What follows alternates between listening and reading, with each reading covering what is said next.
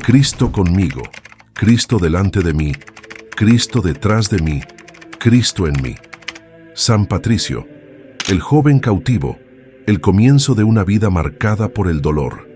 En las densas brumas de una Irlanda antigua, aún sumida en la oscuridad, 2 siglos antes de las grandes reformas cristianas, un muchacho de apenas 16 años contemplaba el cielo gris desde la cima de una colina cercana al mar. Su nombre era Maewyn Succat, aunque el mundo lo conocería mucho después por otro nombre. Aquel joven de complexión delgada, ojos intensamente azules y cabellos claros como el lino, no sospechaba que su destino estaba a punto de ser arrancado de sus manos por completo. Hijo de un diácono cristiano, había crecido en una villa romana, en Britania, cercada por muros de piedra y campos fértiles. La fe cristiana era apenas una formalidad en su hogar, una herencia política más que espiritual. Nadie allí hablaba de Dios con verdadera pasión, mucho menos el joven Maewyn. Antes de comenzarmos esta jornada sobre la vida de fe y milagros de San Patricio, quiero saber tu opinión. ¿Ya conocías la hermosa historia de San Patricio? ¿Sabías que él es conocido por sus milagros de sanación? ¿Has recibido alguna bendición de San Patricio? Escribe en los comentarios. Leeré todos y dejaré un corazoncito en tu comentario. Aprovecha para suscribirte al canal, dejar tu like y compartir con tus amigos para no perderte ningún video. Su vida era hasta entonces simple y previsible. Paseos por el campo, estudios elementales y tardes perezosas a la sombra de grandes árboles que bordeaban la propiedad de la familia. Aquella era una existencia tranquila, quizás incluso aburrida, pero segura. Sin embargo, ese manto de normalidad sería rasgado en un solo día por un acto brutal de violencia y separación. Era una mañana brumosa cuando los barcos llegaron a la costa. Silenciosos, hechos de madera oscura y decorados con cabezas de animales, los navíos de los saqueadores irlandeses emergieron como fantasmas del mar. Los piratas, guerreros salvajes con los rostros pintados y ojos hambrientos, invadieron la aldea sin aviso. Gritos cortaron el aire, fuego consumió los techos, y Maewyn, aún en estado de shock, fue arrastrado como mercancía, como si toda su vida no valiera más que un objeto sin valor. Mientras los navíos se alejaban de la costa británica, el joven miraba hacia atrás, intentando fijar por última vez la imagen de su tierra natal. Pero la niebla lo cubría todo, como si incluso el cielo quisiera borrar su origen. No sabía si sus padres estaban vivos, no sabía si volvería a ver su hogar, su gente o siquiera el sonido familiar de su lengua. Todo lo que conocía le fue arrebatado en pocas horas. El mar lo llevaba ahora hacia un destino oscuro, y la única certeza que llevaba era el frío cortante del agua salada y la presencia amenazadora de sus captores.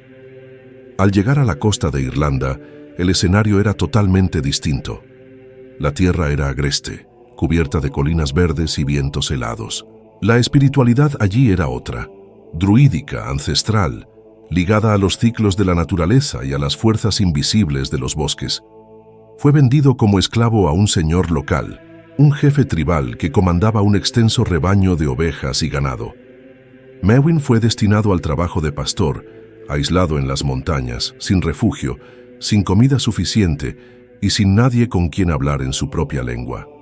Los días se arrastraban como cadenas invisibles, lluvia constante, frío cortante y un silencio que gritaba en su mente. Fueron 6 años, 6 largos años, tiempo suficiente para que un niño se volviera hombre, tiempo suficiente para que cada dolor se transformara en cicatriz profunda. Dormía al raso, envuelto solo en pieles de animales. El hambre era constante y el miedo, compañero diario. Pero fue en ese desierto interior donde algo inesperado comenzó a suceder. Sin libros, sin maestros, sin sacerdotes ni templos, el joven empezó a volverse hacia su interior. Comenzó a recordar las predicaciones que había escuchado distraídamente en la infancia sobre la existencia de un Dios que todo lo veía, incluso en la oscuridad. Un Dios que, según decían, liberaba a los cautivos, sanaba los corazones rotos y daba fuerza a los que nada tenían. En el silencio absoluto de las madrugadas heladas, Maewyn comenzó a hablar con ese Dios. No rezaba con fórmulas aprendidas, sino con el corazón. Cada palabra era un grito de dolor, un susurro de desesperación o una lágrima que corría sin sonido. Hablaba con Dios como quien habla con el único amigo que le queda, y algo comenzó a cambiar. Lentamente, la fe empezó a llenar el espacio que el miedo había dejado. La soledad se transformó en diálogo interior, el sufrimiento en fuerza. Y aquel niño frágil, ahora hombre, ya no era el mismo que fue capturado.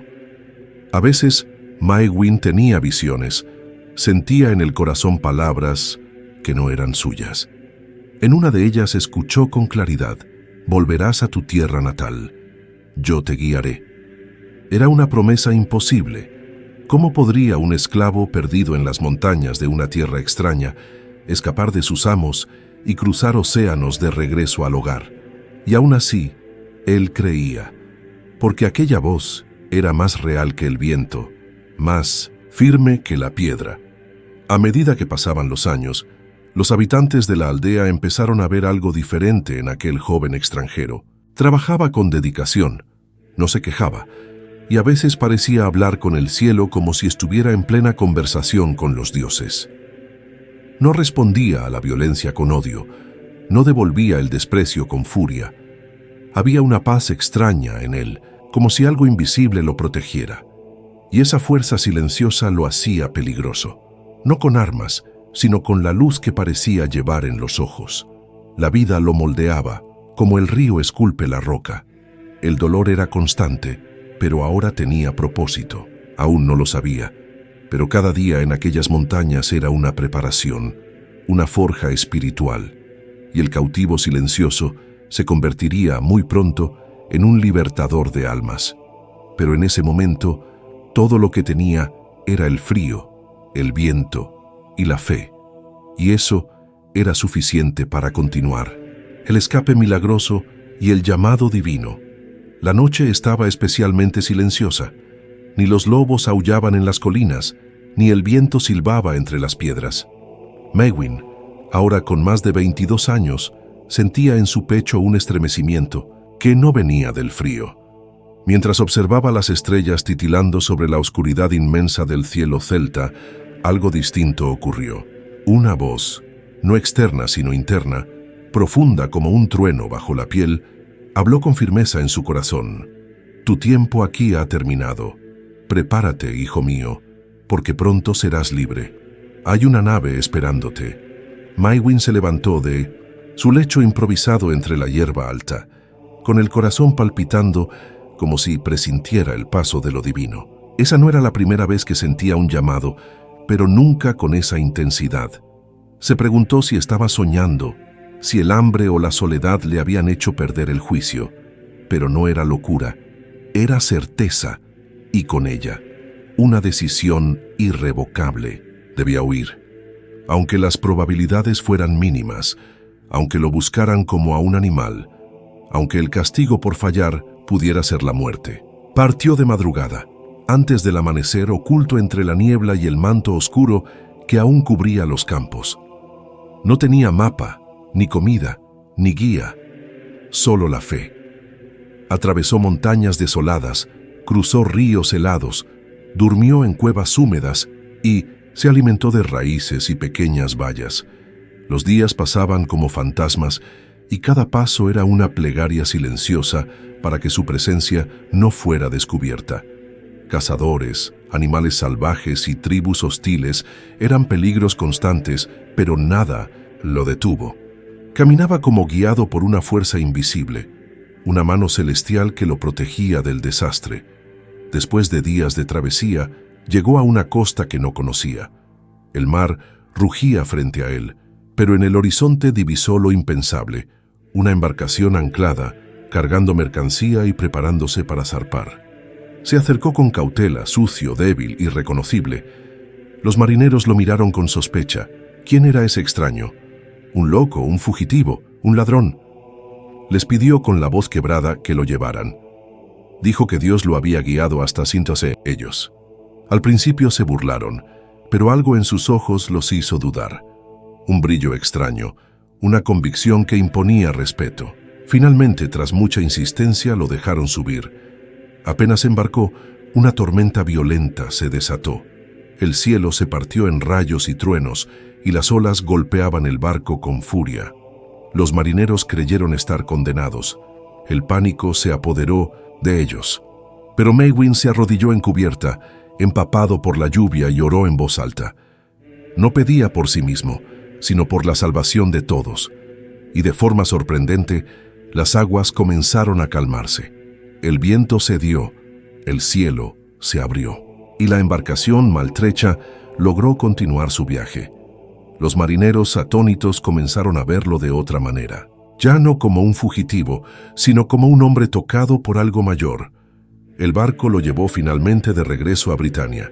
El reencuentro con su familia fue conmovedor. Su madre lo reconoció primero, al ver aquella cicatriz en la ceja que llevaba desde niño.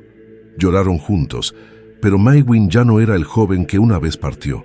Su alma había sido tallada por la prueba y su corazón ya no pertenecía a este mundo. Aunque su familia lo alentó a quedarse, a recuperar su vida, él no podía ignorar la voz que continuaba hablándole por dentro. Una noche, ya de regreso en su tierra, tuvo un sueño que marcaría su destino para siempre. En él, un hombre le acercó cargando cartas. Al entregarle una, Maewyn la abrió y leyó: La voz de los irlandeses. En el sueño, escuchó el clamor de miles de almas que gritaban desde las colinas de Irlanda: Ven de nuevo, joven santo, caminamos en tinieblas y tú tienes la luz. Despertó con el corazón encendido, con lágrimas en los ojos y una certeza inquebrantable. Debía regresar, volver a la tierra de su dolor, volver no como esclavo sino como mensajero, pero Maewyn sabía que no bastaba el deseo. Debía prepararse espiritualmente, adquirir conocimiento, comprender profundamente las escrituras y la misión que se le encomendaba. Por eso, se dirigió a la Galia, la actual Francia, donde había grandes centros de formación cristiana. Allí, estudió bajo la guía de San Germán de Auxerre, uno de los más renombrados teólogos de la época. Durante años se dedicó a la oración, al estudio, a la meditación. Era disciplinado, silencioso, pero poseía una pasión ardiente por Cristo y por las almas perdidas. Fue ordenado diácono y luego sacerdote, pero no era suficiente.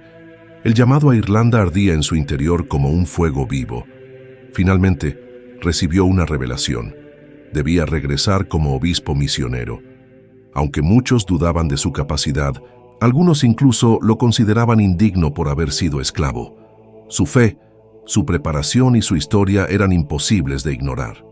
Roma lo aprobó. Y así, con el nombre nuevo de Patricio, que significa noble o hijo del Padre, emprendió el viaje más decisivo de su vida.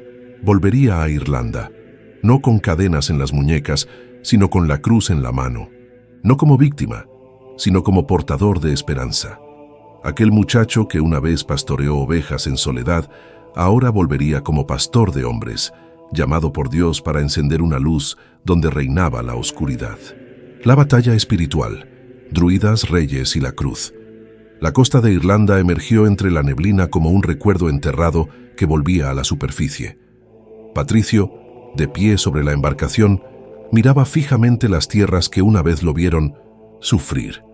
Pero ahora su mirada no contenía temor ni rencor, contenía fuego.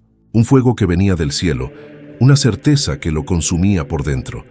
Sabía que no regresaba solo. Con él viajaba una promesa divina, una cruz invisible empuñada con la fuerza de los mártires. La misión no sería fácil. Irlanda no era simplemente un campo fértil para la fe. Era un bastión espiritual dominado por fuerzas ancestrales, los druidas. Los druidas no eran simples hechiceros o sabios paganos. Eran los guardianes del alma celta. Eran poetas, astrólogos, intérpretes de los dioses y guías do povo. Su influencia sobre reyes, clanes e incluso sobre la naturaleza parecía ilimitada. Y en esas tierras verdes cubiertas por neblina y misterio, ellos eran los verdaderos dueños de las creencias. Patricio lo sabía. Para plantar la cruz, tendría que enfrentar un poder milenario, no una guerra de espadas, sino una guerra de espíritus. Una batalla silenciosa entre la oscuridad y la luz. Su primer objetivo fue acercarse al rey de Tara, el más poderoso de los soberanos irlandeses. No podía predicar entre el pueblo sin antes desafiar los centros del poder. Pero el camino hacia la colina de Tara estaba plagado de peligros. Los druidas ya sabían que un extranjero cristiano caminaba entre ellos, y veían su presencia como una amenaza directa a sus dominios.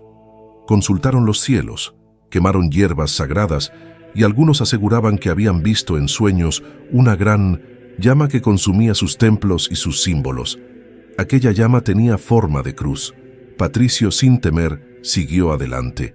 En su llegada, eligió un momento que cambiaría la historia: la fiesta de Beltane, una de las más importantes celebraciones druídicas. Era tradición que durante esa noche solo los druidas encendieran el primer fuego ceremonial en lo alto de la colina real.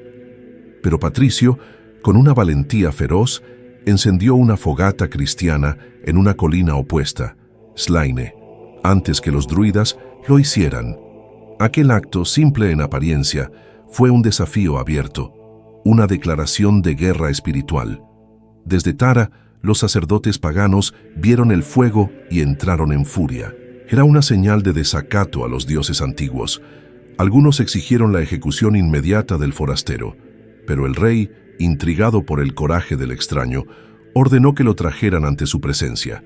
Patricio se presentó no como súbdito, sino como embajador de un rey más alto. Vistiendo una túnica modesta y portando un báculo de madera con una cruz, miró a los ojos del monarca sin bajar la cabeza. Dijo: «Traigo una llama que no puede ser apagada. No busco poder ni oro. Traigo la verdad que libera». Los druidas intentaron ridiculizarlo, acusarlo de hechicería y hasta provocar visiones para desacreditar su mensaje. Uno de ellos, el más temido, llamado Locru, se levantó para maldecir a Patricio ante toda la corte.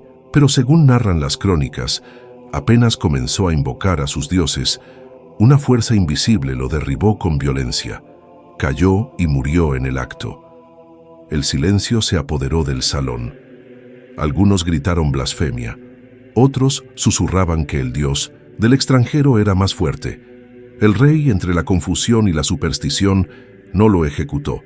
Al contrario, le dio permiso para predicar. Ese fue el primer gran triunfo, pero no el último. Patricio comenzó a viajar entre clanes, enfrentando resistencias violentas. Algunos druidas intentaron envenenarlo, otros ordenaron su captura. En más de una ocasión estuvo a punto de ser asesinado, pero su fe era inquebrantable. Oraba día y noche, ayunaba, se enfrentaba a los hechiceros con oraciones y a los señores de guerra con palabras de amor y promesas de eternidad. Uno a uno los pueblos comenzaban a escucharlo.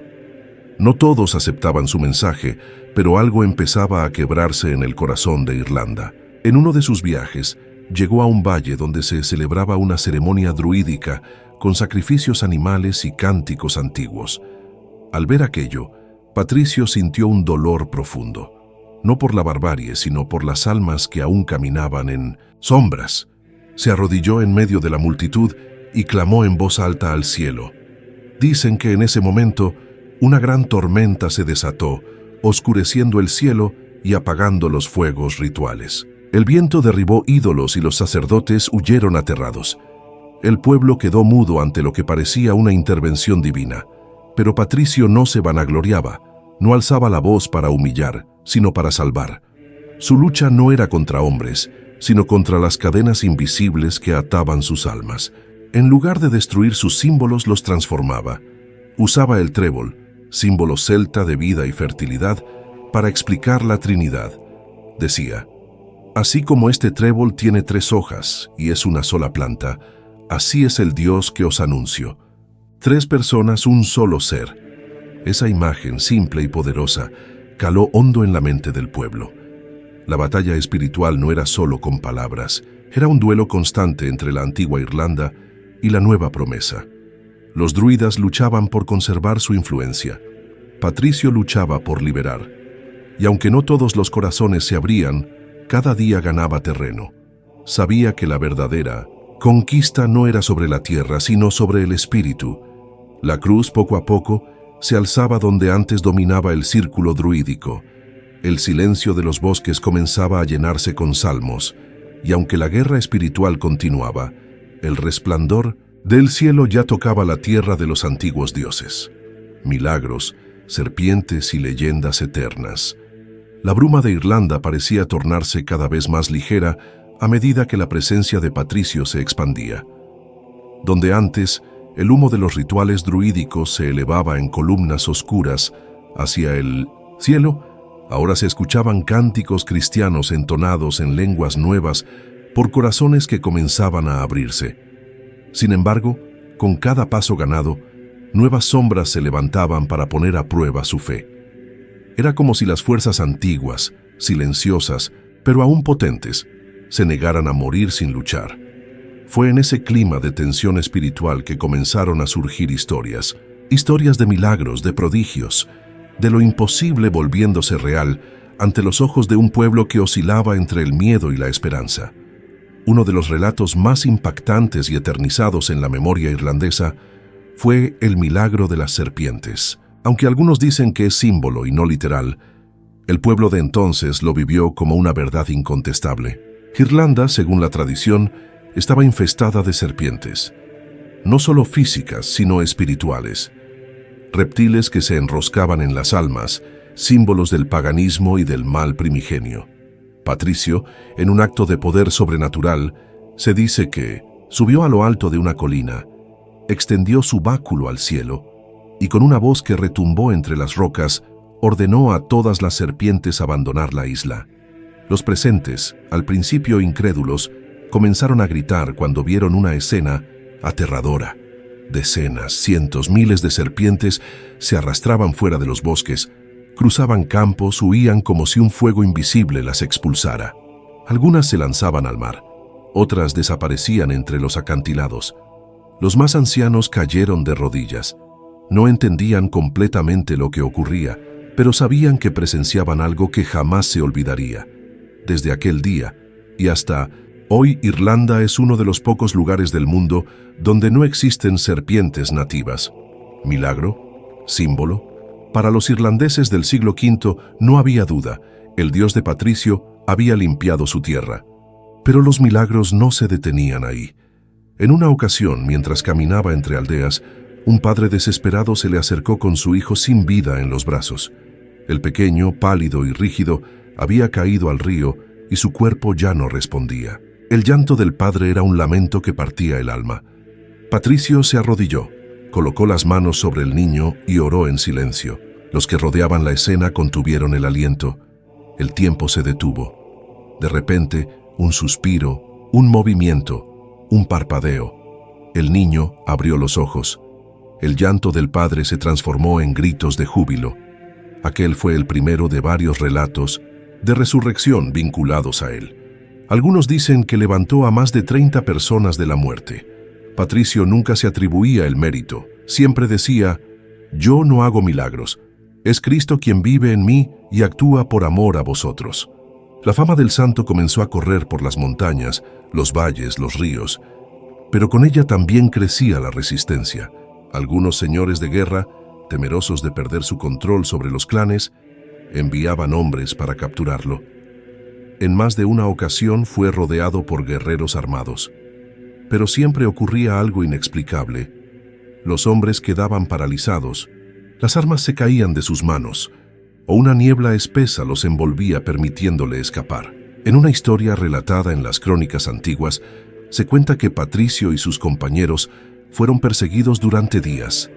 Al verse acorralados, rezaron, y una nube sobrenatural descendió sobre ellos, haciéndolos invisibles a los ojos de los soldados. Sin embargo, quizás uno de los milagros más profundamente simbólicos fue el de la roca parlante. Cerca de una aldea hostil, Patricio predicaba a los pocos que se atrevían a escucharlo. Uno de los líderes druidas, queriendo humillarlo, le gritó, «Haz que esa piedra testifique que tu Dios es real». El santo, sin titubear, caminó hacia una gran roca que yacía en medio del campo, colocó su palma sobre ella y pronunció una oración. Según los relatos, una voz clara y resonante salió desde la piedra, afirmando la verdad de su fe. Aquellos que presenciaron la escena huyeron aterrorizados. Otros se arrodillaron y pidieron bautismo. En medio de todos estos prodigios, Patricio nunca se engrandecía. Vivía con sencillez, dormía sobre el suelo, ayunaba por días y se retiraba a orar en soledad en los montes y cuevas. Tenía visiones de ángeles, y en una de ellas, según escribió en sus confesiones, escuchó la voz del pueblo irlandés rogándole: «Ven de nuevo entre nosotros, santo varón». Él lloraba al recordar la esclavitud, pero también lloraba de alegría al ver cómo los corazones se convertían. Las leyendas comenzaron a crecer alrededor de él, entretejidas con la realidad. Algunas contaban que podía hablar con los animales, otras que su bastón echaba raíces y florecía donde lo clavaba en la tierra. Cada historia alimentaba una llama de fe en el pueblo. Ya no lo veían como un extranjero. Lo llamaban nuestro Padre en Cristo, el que convirtió nuestra isla. Y aunque los historiadores modernos intentan separar mito de hecho, lo cierto es que la figura de San Patricio trascendió todo límite humano. Su presencia, sus gestos, sus palabras y sus milagros tocaron una fibra tan profunda en el alma celta que ninguna otra fe anterior pudo igualarlo. La cruz ya no era un símbolo foráneo, era parte del alma irlandesa. Y los relatos de serpientes expulsadas, muertos resucitados y piedras parlantes no eran exageraciones para el pueblo. Eran testimonio de un tiempo en que el cielo bajó a la tierra a través de un hombre que una vez fue esclavo y que ahora caminaba como si llevara al mismo Cristo en sus pasos. El legado que transformó una nación. Cuando San Patricio caminaba por los campos húmedos de Irlanda, no lo hacía con la grandiosidad de un conquistador ni con la autoridad de un rey. Sus pasos eran humildes, pero cada huella que dejaba en la tierra era como una semilla espiritual que germinaba en el alma del pueblo. Años después de su llegada definitiva, Irlanda ya no era la misma. Donde antes reinaban los ídolos de piedra, se alzaban cruces cristianas. Donde resonaban cánticos druídicos, ahora se entonaban himnos sagrados. La transformación no fue solo externa, fue interna, profunda, casi invisible a los ojos humanos, pero palpable en el espíritu de un pueblo que había reencontrado la esperanza. Patricio, aunque muchas veces perseguido e incomprendido, sabía que su misión no era agradar a los reyes ni desafiar culturas, sino encender una llama que iluminara los corazones. Por eso, fundó iglesias no solo como estructuras físicas, sino como comunidades vivas, formadas por personas comunes que aprendían a vivir el Evangelio con sencillez y valentía. Creó monasterios que pronto se convertirían en centros de sabiduría, oración y escritura. Uno de los mayores frutos de esta obra fue el surgimiento de los monjes irlandeses, que en los siglos siguientes llevarían el cristianismo a otras tierras de Europa, salvando manuscritos antiguos y preservando el conocimiento en tiempos de oscuridad. Con el tiempo, los relatos de los viajes de Patricio entre los clanes irlandeses se volvieron casi épicos.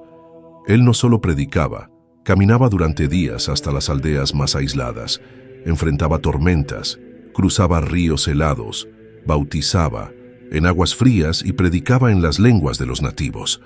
Era conocido por adaptar sus palabras al pueblo sin diluir la verdad. Usaba símbolos celtas para explicar el Evangelio y en especial el famoso trébol de 3 hojas, que pasó a 1900 ser su emblema. Con él explicaba el misterio de la Trinidad, un solo Dios en 3 personas, simple, visual, profundo, y así, con gestos y palabras accesibles, hacía florecer la fe en almas sencillas y en líderes tribales. Los registros antiguos hablan de más de 100 iglesias fundadas por él, cerca de 120,000 convertidos y miles de bautismos. Sus seguidores no eran solo conversos, sino discípulos dispuestos a continuar su misión. Muchos de ellos abandonaron antiguos títulos de guerreros o druidas para convertirse en monjes, misioneros y educadores. Y lo más impresionante, Irlanda se convirtió sin uso de la fuerza. Ninguna guerra santa, ningún derramamiento de sangre por imposición religiosa. Fue la fe, el ejemplo y el amor los que conquistaron la isla Esmeralda. En las colinas comenzaron a surgir escuelas monásticas donde los jóvenes aprendían no solo a leer los evangelios, sino también filosofía, astronomía, medicina, poesía y artes. Estas escuelas se volvieron tan renombradas que estudiantes de toda Europa venían a aprender con los monjes irlandeses. Fue así como un país que antes era considerado bárbaro, aislado y pagano, se convirtió en uno de los mayores centros espirituales y culturales de la cristiandad. Todo esto gracias al coraje de un exesclavo, guiado por sueños y visiones, que jamás permitió que el trauma del pasado le impidiera cumplir un llamado mayor. Pero no todo fue un camino de rosas. Con cada victoria espiritual también venían resistencias. Algunas familias reales que habían abrazado el cristianismo solo por conveniencia intentaban manipular las enseñanzas para mantener su poder. Otras se resistían a abandonar completamente las antiguas costumbres. Patricio veía todo esto con ojos tristes, pero no se desanimaba. En sus Confesiones, escribe sobre las tentaciones de abandonar la misión, las decepciones, las calumnias que sufrió incluso entre cristianos. Algunos intentaron acusarlo falsamente de crímenes, otros lo llamaron impostor, extranjero que no comprendía el alma celta. Pero él respondía con oración y silencio, y nunca abandonaba su misión. El impacto de su vida fue tal que incluso después de su muerte, el 17 de marzo del año 461, según la tradición, su nombre continuó siendo invocado como símbolo de unidad, fe y transformación. Las personas visitaban su tumba en Downpatrick, donde hoy se cree que descansan sus restos mortales. Surgieron relatos de curaciones en el lugar, de visiones, de milagros ligados al nombre de Patricio. Pero el mayor milagro era visible para todos: la transformación real de una tierra. Irlanda, antes un territorio fragmentado, sumido en rituales oscuros, ahora palpitaba con la luz del Evangelio, con la fuerza de comunidades que ayudaban a los pobres, protegían a los huérfanos y enseñaban el valor de la dignidad humana. El legado de Patricio también tocó profundamente a los celtas convertidos, pues nunca rechazó su cultura. En lugar de destruir sus símbolos, les daba un nuevo significado. Muchos de los antiguos lugares sagrados pasaron a ser utilizados para el culto cristiano. Cruzaba la sabiduría celta con las enseñanzas de Cristo, mostrando que no eran rivales, sino caminos que podían converger. Comprendía el alma de los irlandeses porque había sido uno de ellos, como esclavo, como forastero, como hombre de fe. Este capítulo de la historia no trata solo de un santo. Trata de cómo la fe puede curar heridas profundas, de cómo el perdón puede liberar a un hombre, y de cómo un corazón entregado a Dios puede transformar una nación entera. Pero el mayor legado de Patricio aún estaba por revelarse, y para ello necesitaremos mirar más allá de la muerte, más allá del tiempo, para comprender cómo su espíritu continuó vivo entre aquellos que lo siguieron. ¿Y si el llamado también es para ti? Imagina por un momento que estás solo. Las sombras de la incertidumbre rodean tu mente y sientes que el mundo es un lugar demasiado grande, demasiado confuso. Algo dentro de ti anhela un propósito, una señal, una voz que te diga por dónde caminar. Así comenzó la historia de Patricio y así podría comenzar también la tuya. Porque aunque hoy su nombre sea venerado como el de un gran santo, el joven que una vez fue llevado como esclavo a una tierra extraña no tenía idea del destino que le esperaba. Era solo un muchacho asustado, perdido entre colinas extranjeras, buscando un sentido. Y fue justamente ahí, en el silencio del dolor, donde comenzó a escuchar el llamado de Dios. Y si ese mismo Dios aún llama hoy, no desde una zarza ardiente, ni desde un rayo de luz celestial, sino desde lo profundo de tu alma. Y si ese anhelo que sientes de hacer algo más, de ser parte de algo que trascienda tu rutina, no es casualidad, sino una invitación divina. Patricio no era un erudito cuando escuchó la voz de Dios. No era un profeta, ni un líder, ni siquiera un hombre libre. Era un prisionero. Y sin embargo, dentro de su esclavitud, encontró una libertad interior que muchos nunca experimentan. Descubrió que aunque el cuerpo esté encadenado, el espíritu puede volar alto cuando se entrega por completo a un propósito mayor. Después de su fuga milagrosa, Patricio pudo haber elegido el camino del olvido. Pudo haber regresado a su tierra natal y reconstruido su vida como si nada hubiera pasado. Pero algo dentro de él no lo dejó descansar. Aquella tierra fría donde había sufrido tanto se había convertido también en el campo fértil donde su fe había florecido. Irlanda no era solo su pasado, era parte de su misión. Y fue ese mismo fuego interior el que lo impulsó a regresar, no como víctima, sino como misionero. ¿Te das cuenta de la magnitud de ese gesto? Volver al lugar de tu dolor, no para vengarte, sino para sanar, no para reclamar justicia, sino para ofrecer perdón, no para recordar las cadenas, sino para romperlas. En muchos aspectos, la historia de Patricio es una metáfora viviente del alma humana. Todos hemos sido esclavos de algo, del miedo, del rechazo, de la duda, del pasado. Todos hemos tenido momentos en los que sentimos que estamos en una tierra extraña, sin guía ni rumbo. Pero también todos tenemos la capacidad de escuchar esa voz que nos llama desde dentro, de levantarnos, de regresar no solo para sobrevivir, sino para transformar. La vida de Patricio no fue una serie de eventos milagrosos para ser admirados desde lejos, sino un mapa espiritual que nos muestra el camino cuando sentimos que lo hemos perdido todo. Y quizás ese sea el legado más poderoso de este santo. No solo su valentía frente a los druidas, ni sus milagros con serpientes, ni su habilidad para convertir reyes, sino su ejemplo silencioso pero impactante, el de un hombre común que se convirtió en instrumento de lo sagrado, no porque era perfecto, sino porque dijo sí cuando Dios lo llamó. Ese mismo llamado hoy resuena en medio del ruido moderno. No necesita grandes prodigios para manifestarse. A veces se presenta como una inquietud que no se apaga, otras como un sueño que no puedes abandonar, y muchas veces como una necesidad ardiente de ayudar, de consolar, de enseñar, de amar. Patricio entendió que la fe no era un refugio para huir del mundo, sino un faro para iluminarlo. Por eso formó discípulos, construyó comunidades, tradujo verdades eternas al lenguaje del pueblo. Y en cada gesto, en cada palabra, en cada paso por los caminos de Irlanda, dejaba una semilla que aún hoy sigue dando frutos.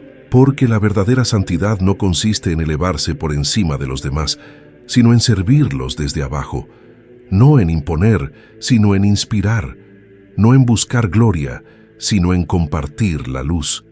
El impacto de Patricio no terminó con su muerte. Alice, contrario, comenzó a multiplicarse. Su figura fue recordada por generaciones, no solo en Irlanda, sino en todo el mundo cristiano.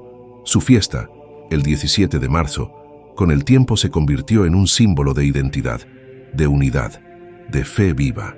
Pero detrás de la tradición, de las procesiones, de los himnos y estandartes verdes, hay algo más profundo, la pregunta silenciosa que él mismo encarna. ¿Y si tú también has sido llamado? ¿Y si tu historia, por más rota que parezca, es solo el primer capítulo de una misión más grande? Porque si Dios pudo usar a un esclavo para cambiar el curso de una nación, ¿qué no podrá hacer contigo? Si el dolor de Patricio fue transformado en compasión, ¿no podrá tu herida convertirse también en una fuente de curación para otros? No se trata de ser santo en los altares, sino en los actos cotidianos, en amar cuando es difícil, en perdonar cuando duele, en persistir cuando todo te dice que abandones. Patricio no caminó solo, ni por propia fuerza. Caminó con la fe de que alguien lo guiaba, incluso en la oscuridad, y esa misma fe puede ser la luz que hoy estás buscando. Y así, al cerrar las páginas de esta historia sagrada, comprendemos que la vida de San Patricio no fue apenas una jornada de fe, sino una profunda lección de transformación interior. Su legado no se mide solo por las iglesias que fundó, ni por las almas que bautizó, sino por la semilla de esperanza que plantó en el corazón de un pueblo entero. Patricio no buscó gloria pessoal, riquezas ni poder. Buscó servir, amar e iluminar. En un tiempo en que la oscuridad espiritual reinaba sobre Irlanda, él se convirtió en un faro silencioso, guiando a los perdidos no con imposiciones, sino con compasión. Su historia nos recuerda que la verdadera revolución no comienza en 1900 los palacios, sino en el alma de los humildes, que los mayores milagros no siempre son visibles, pero sí eternos. Hoy, siglos después, el espíritu de San Patricio sigue vivo en cada gesto de bondad, en cada acto de fe que transforma, en cada alma que, como él, responde al llamado divino sin mirar atrás, porque los santos no mueren, se multiplican en aquellos que heredan su fuego.